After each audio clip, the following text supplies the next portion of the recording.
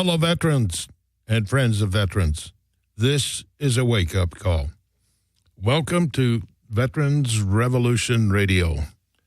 We're broadcasting live from Skidrow Studios in downtown Los Angeles. We're at the Feast of the Belly, with the largest homeless population in the nation, many of them veterans.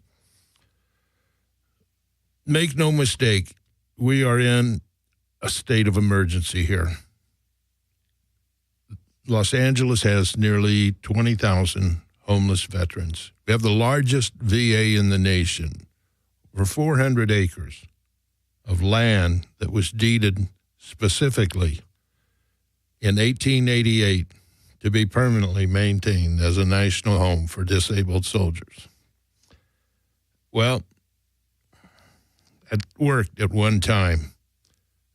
When it was first built, there was nothing here in that area there in West L.A. And as the city built up and around, that land became very, very valuable. They built the Wilshire Boulevard right through the middle of it. Then came the Sepulveda Boulevard, which divided it again, and then the 405 freeway. And they started doling out the property. They gave away 60 acres to the GSA, General Services Administration, for a federal building, which is known as the FBI building there on Wilshire Boulevard. Of that 60 acres, 38, I think it is, no, it was 32, went to the community of Westwood. 28 went to the GSA, and the community of Westwood got a public park. There's a little sliver of land that ended up as Little League baseball diamonds. As you go around that property, it's just simply stunning what has happened. UCLA has a baseball diamond there. They have 10 acres. They pay $5,000 a month. Apartments go for that over in the community in Westwood. $5,000. Their baseball coach makes about $100,000 a month. So you see where their interest and priority is taking care of the coach, but not veterans' land. They shouldn't be on there in the first place. But it's a deal that was cut by Senator Feinstein's husband, Mr. Blum. He's the on the board of supervisors, or the board of Regents, it's called, for the University of California universities. And he's also the CEO of one of the largest real estate firms in the nation. And I can assure you, if you were to engage any of his people for a real estate deal, you'd be paying top dollar. This is not even bottom. This is sharecroppers that pay you more than what we're getting on that property. And then you go over to the Brentwood School, the wealthiest private schools in the nation. And it's about $30,000 a year tuition for the children to go there. That's fine, nice school. But they've got 21 acres of land that belongs to our veterans. It's an athletic complex. And it's off limits to veterans.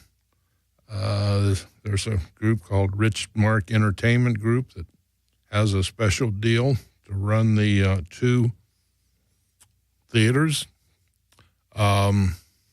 You've got a public golf course on there. It's run by Ricardo Bandini Johnson, who amazingly is a descendant of Arcadia the Baker, who gave the land. Well, nobody can figure that one out. He's operating contrary to what the gift was all about. But here's an amazing one. You know, we keep hearing about Mayor Garcetti. Now, he is a veteran.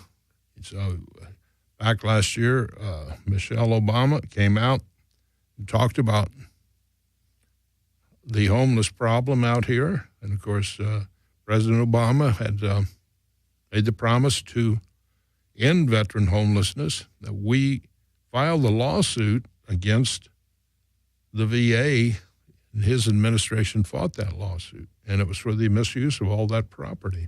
But anyway, Michelle came out, and she said it's a moral outrage, this homeless situation. And she's absolutely right.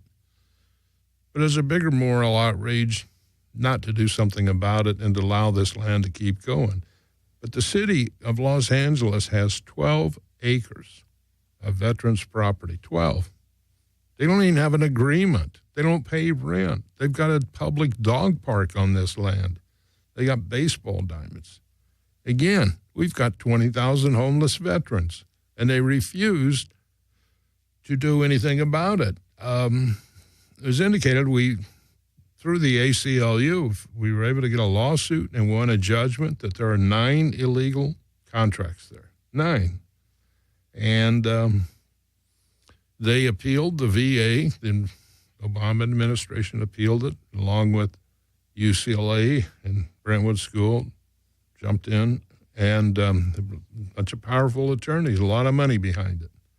And we thought we were going pretty good on that, and then the new Secretary McDonald came out and had a press conference, but before he came out, he wheeled and dealed behind closed doors with his friends, Ron Olson, an attorney who's one of the co-counsels on our side, supposedly, and Bobby Shriver, his friend, Bobby Shriver. We'll talk about him later. But he certainly is not an ally of veterans. He's very tight with all the money crowd. And anyway, they decided that they just vacate that judgment. They made a deal behind closed doors to vacate the judgment, and with a lot of promises. Then they sent out some VA officials, and I had been in meetings with them. Sounded encouraging, but every day it goes by, it gets worse. Gets worse. They just talk. They're just pulling deals right and left, and they make their deals, and then they come and tell you. They don't include you in the deals that they're what's being discussed.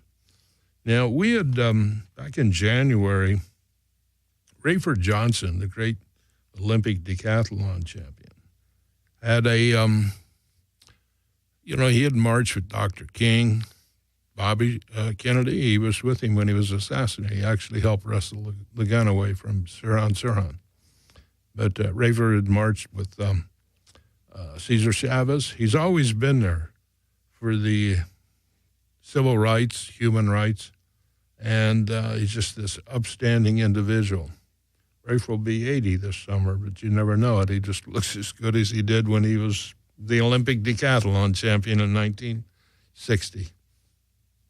But he spoke before the Los Angeles Neighborhood Council Coalition. It's made up of 96 neighborhoods throughout the city of Los Angeles. And back on January 3rd, he gave a very compelling speech and said that Los Angeles is in a state of emergency, and that we needed to have a crisis humanitarian relief project on the VA grounds. And he called for the VA and the city of Los Angeles, again with the mayor, to unify. And they got a unanimous vote for that. Think about it, 96 neighborhood community councils throughout Los Angeles represent some 4 million residents in Los Angeles, voted that we were in a state of emergency. And I can assure you that it's not just fallen on deaf ears. They don't even want to entertain it. They don't want to even consider that this is a state of emergency. But consider yourselves, let's say you were homeless on the streets, back alley squalor of Los Angeles, and you, would you consider that to be a state of emergency? I think every one of us would. And, most of us have been brought up to believe in the golden rule, do unto others as you would have them do unto you. So if you were homeless and you would consider it a state of emergency, wouldn't you want your fellow citizens to be crying out on your behalf? I think so. I know I would. So here we have our residents on our behalf of the homeless veterans who've declared a state of emergency and have called on the VA and the city to unify. The mayor has not responded to it. The city council has not responded. The secretary of the VA has not responded to it. Nobody. And I've had these meetings with these VA officials, and it's always first thing I bring up, and they dodge it like you cannot believe. They do not want to discuss it. Well, today I had an interesting situation. I attended it's called the Los Angeles Veterans Advisory Commission, their monthly meeting. In the Los Angeles County, there are 5 supervisors, and they represent some 10 million residents. And they have a council that meets, and I went in today to talk with them about joining this and the neighborhood council. And what was interesting, the newly elected, hardly newly elected, this is an amazing situation itself. He's only been there 1 year, missed half the meetings. And the retired General Wong wanted him to be the next chairman, and she finagled to have him elected, I guess. I've never seen done the way it was. But anyway, his name is Dave, and I cannot pronounce it. I don't mean to be disrespectful, but I think it's HWAGNDBO. But during the public comment, I was able to speak, and I asked for their support on a motion to join in that, and along with Rafer and the city, and to unify. And I can't wait to get the recording of this. They'll probably snuff it out somehow, because he immediately challenged me, not even challenged, he just said, well, this is probably not something. He said, it's out of our jurisdiction, we're county, and that's federal. Well, he's full of it, because they've always been an alliance, and they're responsible. Each one of the commissioners have their 5 different districts, and each one of them had veterans and were responsible for them. Anyway, he said he didn't want to get involved with it until, listen to this one, we learned what causes veteran homelessness. This is simply stunning. He doesn't want to do it until we learn. Each case is independently different. I know. I work with homeless veterans. There are no two alike. There are no two reasons. There's nothing. But here you have an individual responsible to be the spokesperson for approximately 365,000 veterans in the county of Los Angeles.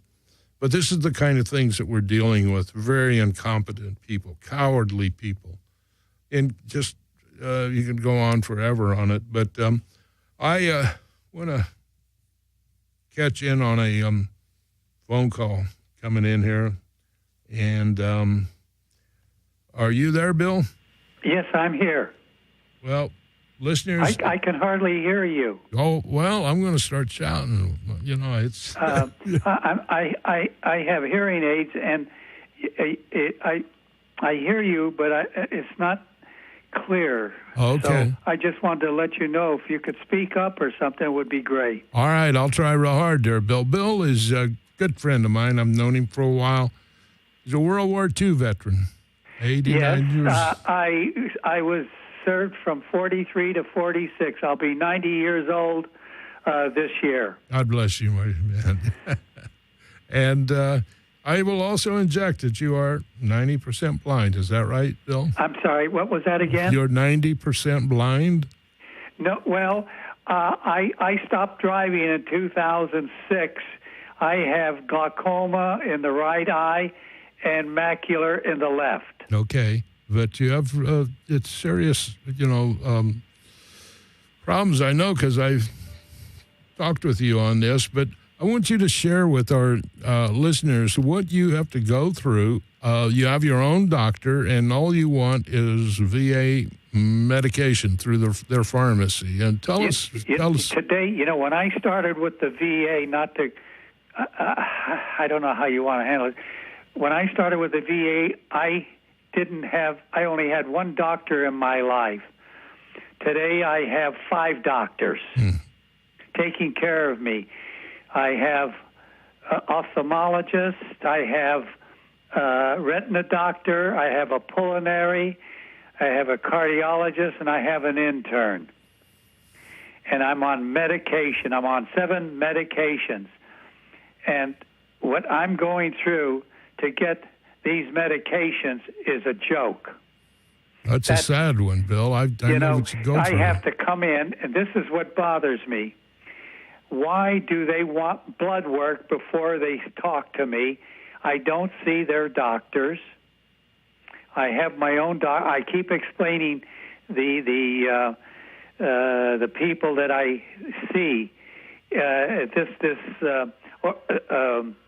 What do they call? She's not a doctor. She's not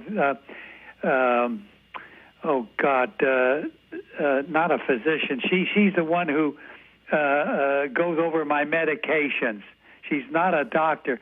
And the next thing I knew, last year, they stuck me in the eye clinic.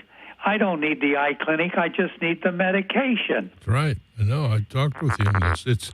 And it's so frustrating. Well, and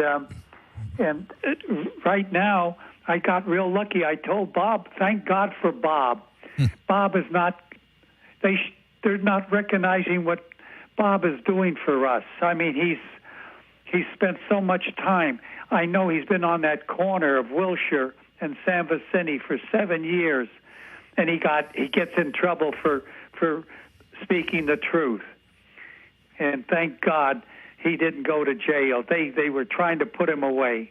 I don't know if you're aware of that. Yeah. That's. I mean, pardon me. That really is low on our part, our government. And all I want is my medications. You go to CVS. The doctor gives you a prescription. You go to CVS. They look at it and they fill it. When I have to go, I have to have blood work first, and then I come back another day and go through the routine over my medications. And she's not a doctor, but she tells me I'm her primary. I'm her primary. And how the hell did she get me started with the eye clinic? And I won't let that doctor touch me. But I get the medication. But to get the medication, I have to see the doctor. Well, and what do? I sit down with the doctor. I don't let him touch me. He punches the computer and okays my prescription for another year. But so there's a lot. They put you through a lot said here. Yeah, they put you through an awful lot there. As you indicated, if you go to CVS pharmacy, they don't, like you said, they don't take your blood test. They don't. Nothing. I just give them the piece of paper with whatever the doctor wrote on it, and I get my I wait for my medication to be filled, and I'm on my way. Absolutely. You go to the VA.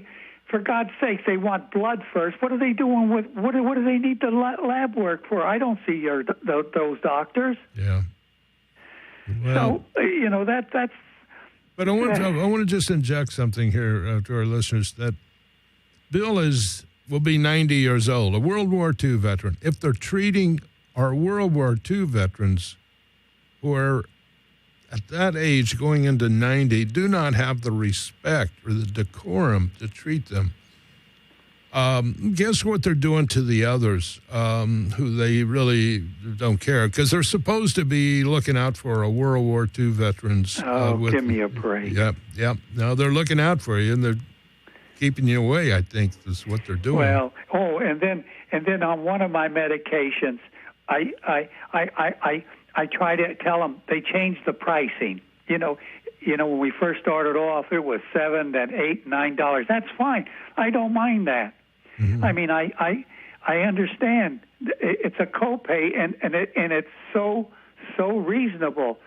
But the eye clinic, would you believe he's counting the drops that are coming out of the unit? Mm. So instead of getting 3 units, those 3 bottles, for 90 days, I'm getting 2 bottles for the same price for 90 days. So instead of are you following what I'm saying? Yeah, instead of like 3 drops, you're only getting 2, because that's essentially what they're doing. And they say, well, you talk to billing. When I talk to billing says talk to the pharmacy, and pharmacy says, well, you better talk to the eye clinic. I mean, I go in circles. I can't get a straight answer. This is very, very troubling, because, like I said, here you are at, almost 90, and these things should not be a concern of yours. They should be taken care of with the least amount of problems. But they have essentially created problems for you, totally unnecessary. And I just appreciate you calling in and sharing this with us, because I hope the listeners understand. A year ago, as I rudely cut you off, a year ago, I asked Bob, would you take me to the VA? I want you to see what I'm going through. Yeah. He picked me up and took me to the VA. We went to the eye clinic, and he saw what went on. And then we went to the other to get my God, what the hell do they call? Oh God, she's not a doctor, but she says I'm your primary, whatever. She's not a nurse, and it's so frustrating that I have to. What about the other veterans? What they're going through, for God's sake? This is what I'm saying. If they do that to you, a World War II veteran, they certainly are not showing any respect for our younger veterans or any. It's extremely, extremely troubling that our government is doing this to any veteran. And when I hear this from somebody of Bill's stature here, who will be 90 and has serious eye problems, and yet he has a doctor who prescribes for him, and he just wants to get the medication because it is less expensive going through the VA. But it's more. The last thing I had that started last year was a kicker. I have a COP or whatever you call it. Mm-hmm. Are you familiar? Lightly, yeah. My lung. Right. I'm on 2 different medications, and in order to get it, I brought the slip in. Bob was with me, but what she wanted from my doctor. The history. I mean, she wanted a report from my.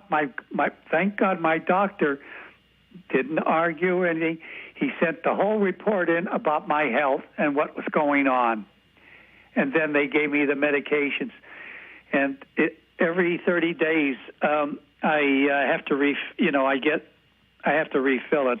It's not 90 days; it's for 6 months. Mm.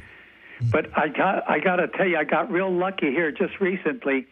When I was calling back and forth on my medications, the pharmacy says, look, I can renew this for you. I says, you can do it? Go, man, go. In other words, I canceled my appointment. Mm-hmm. Okay. I canceled my appointment. Why? I don't need...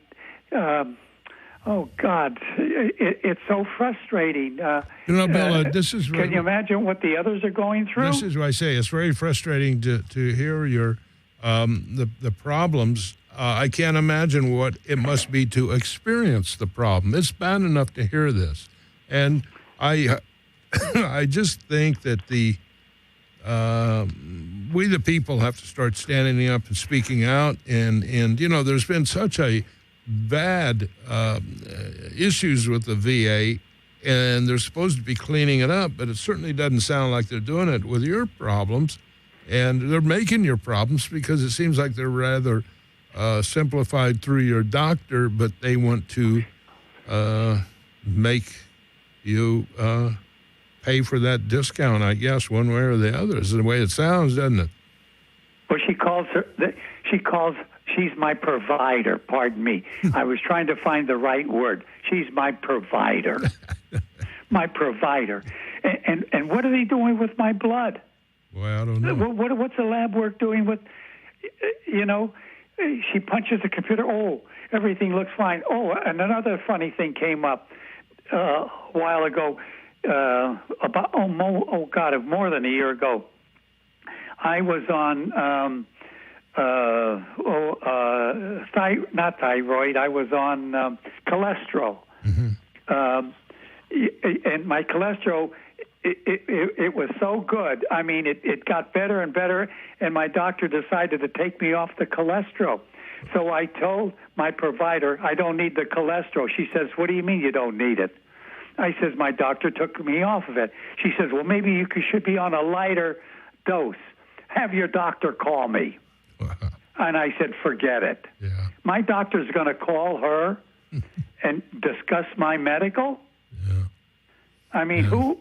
Well, anyway, I don't know what else to tell you. It's good to hear, though, because you're sending out a very strong message, and I hope our listeners are getting in touch with this and realizing that when a World War II veteran is being treated this way.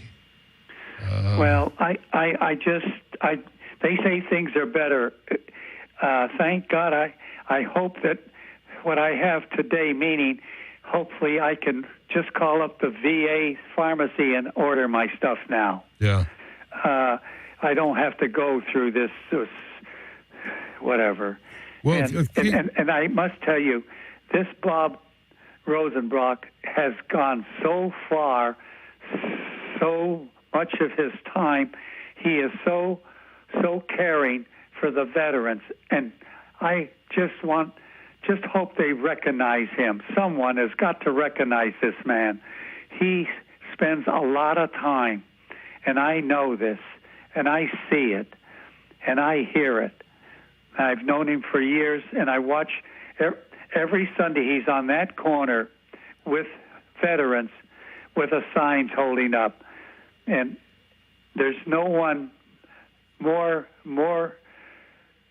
interested in seeing the veterans get their care.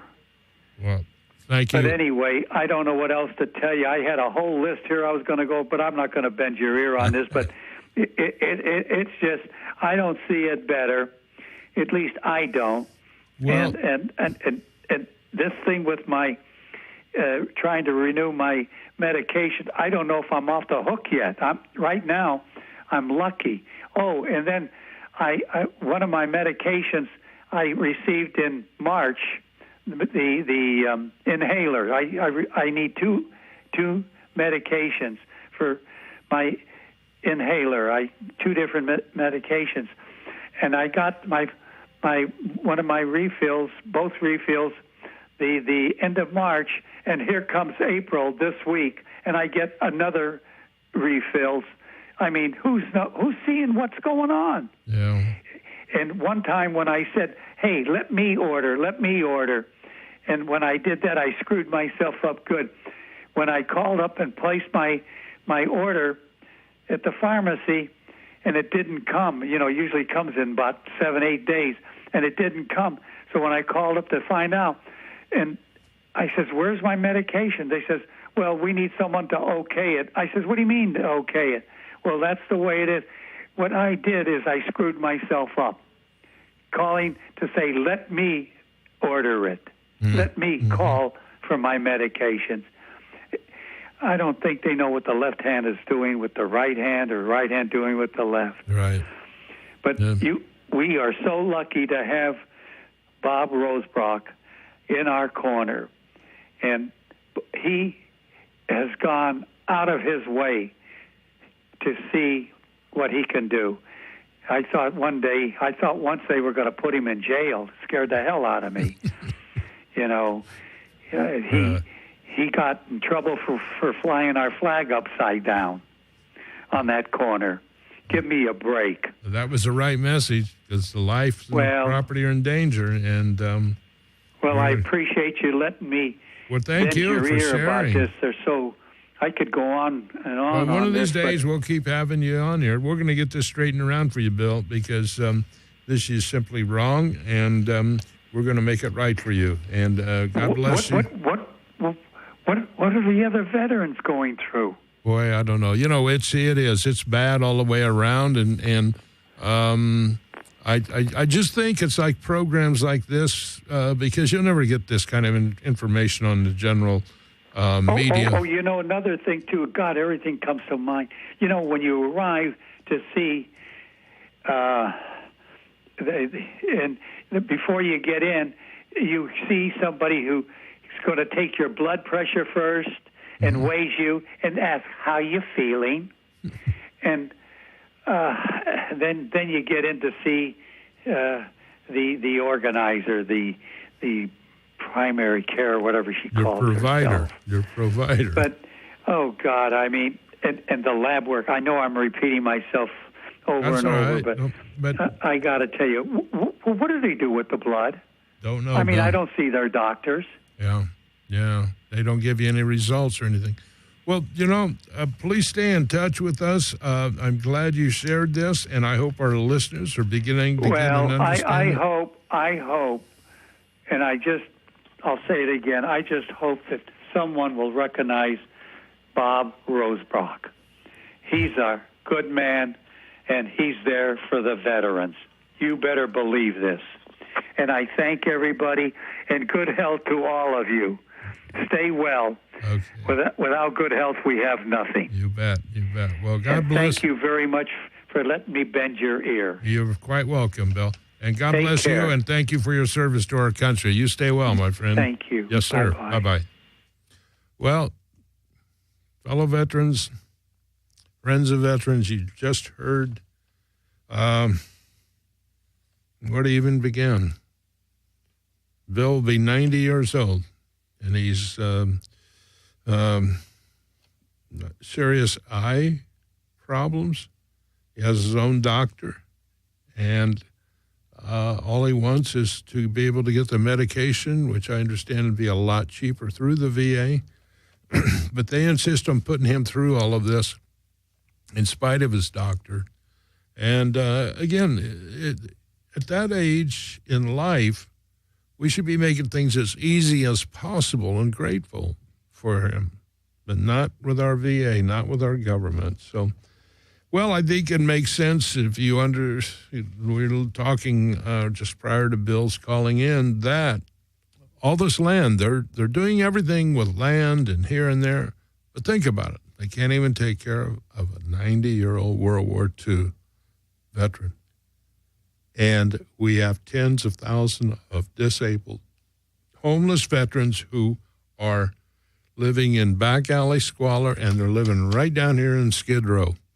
And there's nobody helping them. As I was saying earlier, I was there before the Los Angeles County Veterans Advisory Commission, and the new chairman didn't want to do anything. He didn't even consider this. I don't know his age. He's probably about 40 years old.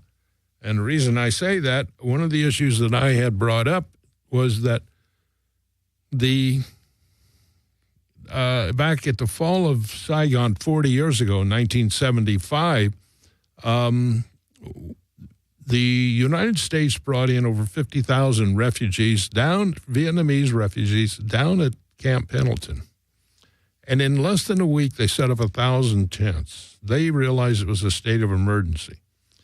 And from churches, synagogues, corporations, you name it, families, everybody got involved and sponsored somebody, one of these families. And they came in with nothing but the clothes on their back, couldn't speak our language, and yet they assimilated into our society. And if you go down into, I guess, Westminster, down in Orange County, they call it Little Saigon and all, they just recently, one of our state senators she talked about, coming in as a small child, as a refugee, and what they went through and everything to struggle. And here she is, a state senator, reached the heights of, success. But here's the kicker to this. Today, by the VA's own admission, nearly half, 47% of all homeless veterans are from the Vietnam War era. Think about that. They went over to fight for these people in their country that was being overrun by the communists, and they come back. The refugees have been taken care of by our nation, and rightfully so, by all means. We have always been a grateful nation to reach out. But we've never reached out to the very men, in particular, some women, some nurses and all. At that time, they didn't serve in combat and whatnot. But they paid a big price. And, of course, coming back, I know I served in 1965, 67. I was blessed. I served at Schofield Barracks, U.S. Army, Hawaii. And I was, it's the largest Army base there in certainly the Pacific. Everything that went to Vietnam went through U.S. Army Hawaii there.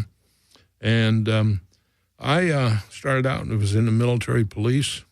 And when I moved me over to the Provost Marshal's office, and I was administrative assistant and driver for the Chief of Staff of U.S. Army Hawaii. And what an interesting experience that was, because Colonel Willems was a World War II and Korean War veteran, and he was just like General Patton. I love the man because he was just no nonsense. And this Schofield Barracks is about 16,000 acres, and everything was just spotless there. It was just such an experience because I was able, when you're driving and working in the office there, you're seeing things firsthand, how that post is being run and how diligent and everything they are. And I didn't realize until later that I was being prepared, I'd have to say, because when I lived there in Brentwood area next to the VA, I didn't pay much attention, and then I started getting involved, and I looked at that less than 400 acres and just in shambles, a disgrace, disgusting, and everything you could imagine, quite contrary to what I was exposed to in 65, 67 on 16,000 acres. And he wanted me to go to officers candidate school, and I didn't want to go because I just could see at that time that the war was not winnable. I heard enough from pretty high up. And when I was getting discharged, he told me, he said, got right in my face about it. He says, let me remind you, a soldier's duty is never done. And I didn't realize the magnitude of that until it is today, because like I said, I was blessed. I didn't bear the brunt of the battle. I'm able-bodied and healthy and today, and that's why I stand up and try to fight for those who did. And today, they estimate there are 60,000 Vietnam-era veterans across the United States who are homeless. There were 58,000 that were killed in the war. Think about it. We have more homeless Vietnam War veterans than were killed in that war over 40 years ago.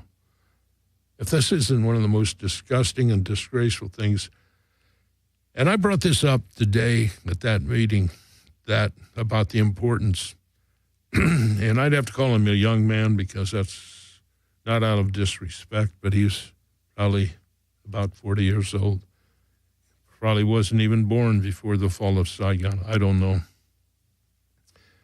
But when I hear somebody like Bill who called in, and always, when I was in grade school, our principal, our school teachers, our coach, everybody served in World War II, just had the most respect for them.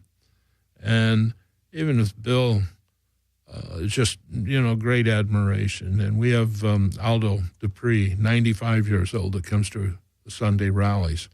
And but for this individual today to dismiss that we're not in a state of emergency, and he's the head of the Los Angeles County veterans, You get a very clear picture of why things go on at the VA, because they don't care. They've got this little motto, I care. The first I, it's an acronym, and the I is integrity. They have no integrity over there at the VA.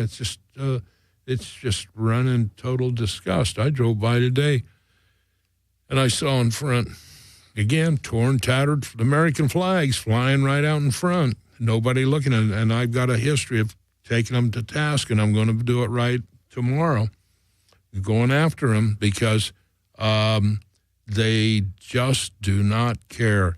Now, they fly 4 American flags in front of the VA. It's from eye view of the hospital, so any patient can look out and see. And they do not take care of their flags because they don't care. But when we hung the flag in distress on the outside for 3 hours, they were out there and quickly with the arrest and removing the flag. It's because the message was that life and property are in danger, and they are in danger, and that's why we play Reveille on here. It's a wake-up call. Every Sunday we're out there. Over 7 years, this coming Sunday will be 368 straight Sundays. We're the old Veterans Guard. I'm the youngster at 73. And we've lost great ones. Steve Palmer, 88. Newt Young, 85. Dick Brighthop, 85.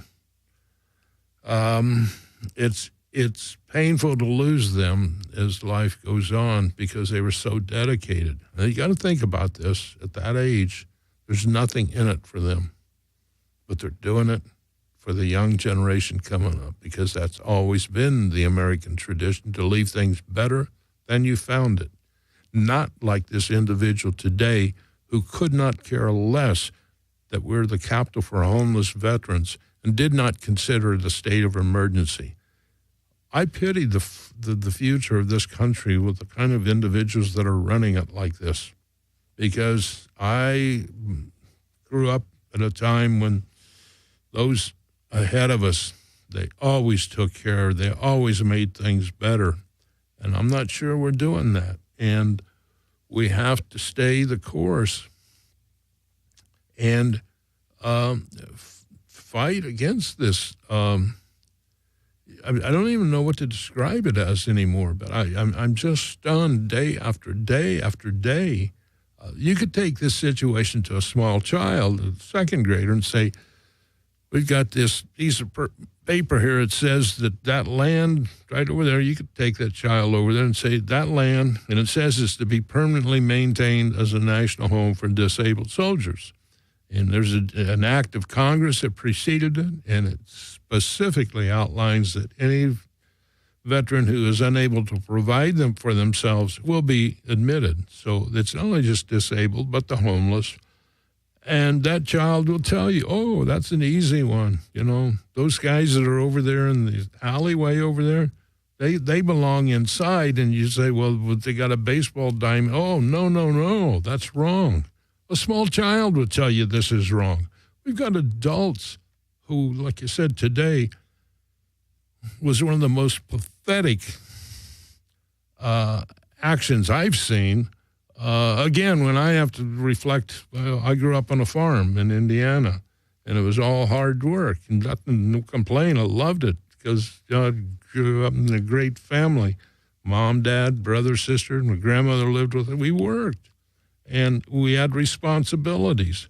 And when you think about taking care of others and as a responsibility that we have, and you're the chairman of this commission that oversees all the veterans, and you do not think that some 20,000 homeless veterans is not an emergency, a state of emergency, when 96 neighborhood councils already said it was.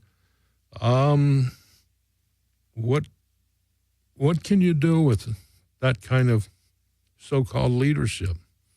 What do you do with people who fly the American flag, torn and tattered, right outside the hospital where men and women who defended for trying to heal. I said this is a wake-up call because we really need to get our priorities straight, because the future generations will never know how great things could be if we don't start taking care of just such basic things as the men and women who defend our country. And if we're at a stage now where a 90-year-old World War II veteran is abused this way, where is the future going? Now, I talked with Aldo Dupree, 95, his wife, Yvonne. I talked with her earlier today, and she's taking him to the cardiologist tomorrow at the VA. And they worry, obviously. And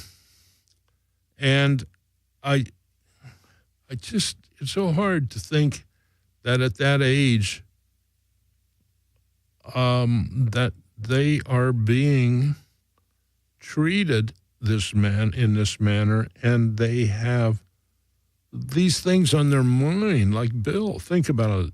He's worried about the medication, and is he saying the right thing with the doctor? The VA doesn't want to be offended. We find that with veterans who want to come out and protest with us, and they're afraid. They're afraid that there'll be a retaliation, and I can tell you firsthand, this VA retaliates. I was blocked. I have friends in the VA, and they would send me back an email from their name, and it's va.gov, and it was blocked. They couldn't send it back. It said that I was an abusive sender. So I had asked at that time all the way to Secretary Shinseki, to Secretary McDonald. I said, show me where I'm an abusive sender.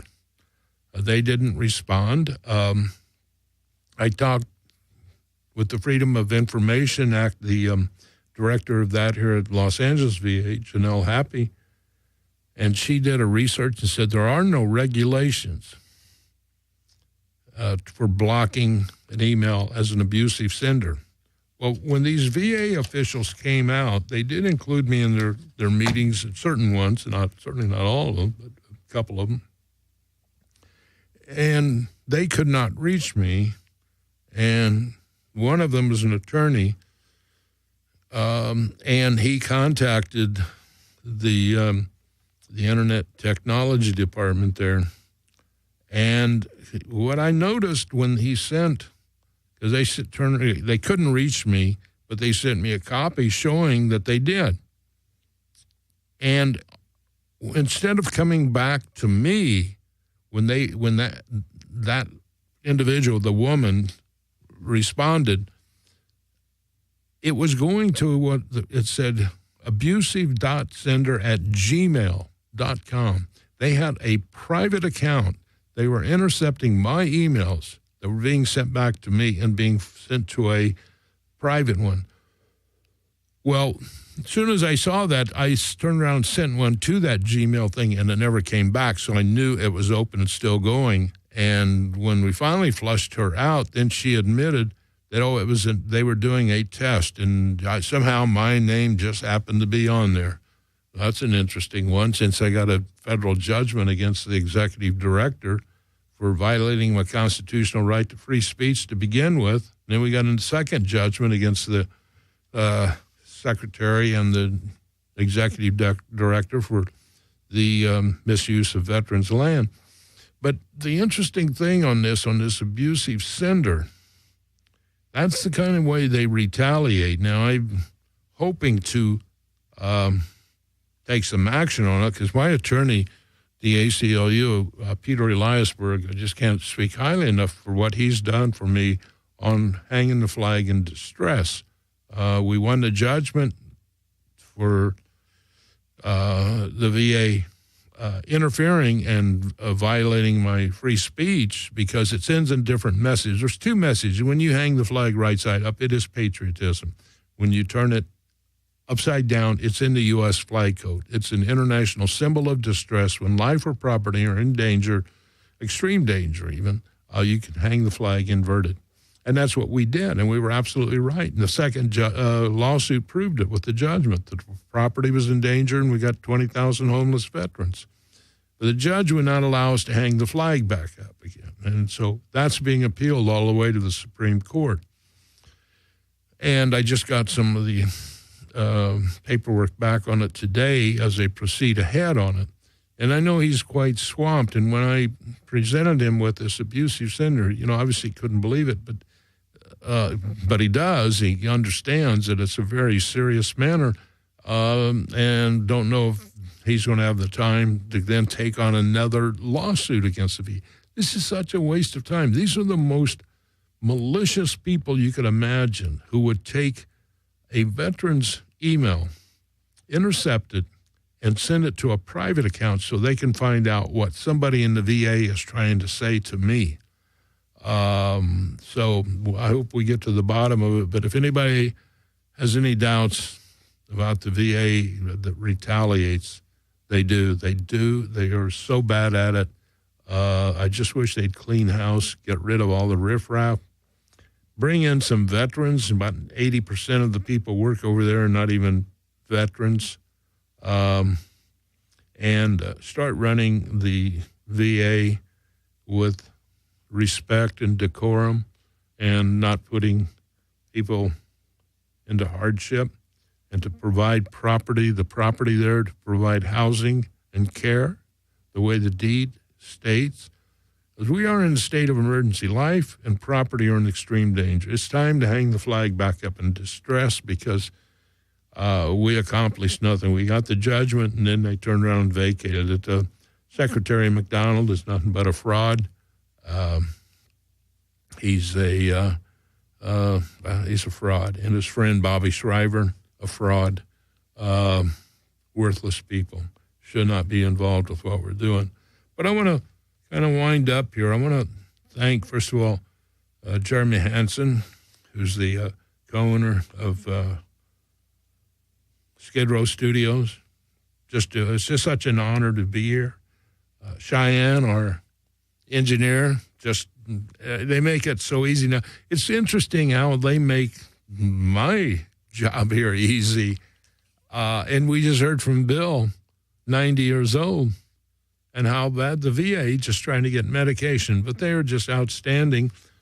And it's an honor because they appreciate what we're doing. We appreciate what they are. And follow. Skidrow Studios is going to get big. I just know because it's. I know their mission. I know they're out there to expose all that's bad. And we're pleased to be a part of that with Veterans Revolution Radio, the voice of our voiceless veterans.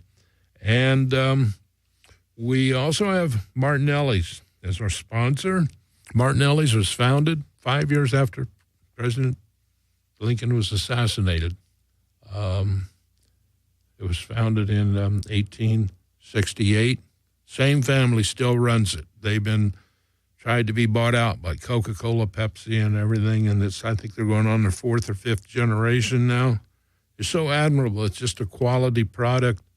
It's their name on there. Henry Ford said, if you put your name on your product, you won't compromise. And they're absolutely right. Martinelli's has got their name. And since 1868, just a super quality product. Drink your apple a day is their slogan. And can't speak highly enough.